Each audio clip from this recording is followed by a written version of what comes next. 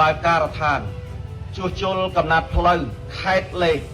3787ប្រភេទដីល្បាយថ្មដែលមានប្រវែង6800 ម៉ែត្រទទឹង8 ម៉ែត្រស្ថិតនៅក្នុងភូមិសាមគ្គីនិងឃុំឯកភាពក្រោមគម្រោងប្រចាំឆ្នាំរបស់មន្ទីរសាធារណការនិងដឹកជញ្ជូនខេត្តរតនគិរីហើយដោយបានការសហការយ៉ាងជិតស្និទ្ធជាមួយនឹងស្រុកអូជុំដែលបានរៀបចំនៅកម្មវិធីដ៏មានអត្ថន័យនៅពេលនេះឡើងបាទថ្ងៃនេះខ្ញុំពិតជារីករាយណាស់ដែលបានចូលរួមនៅក្នុងពិធីបើកការដ្ឋានផ្លូវរបស់យើងចំនួន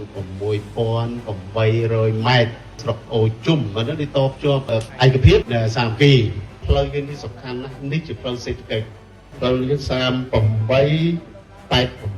3887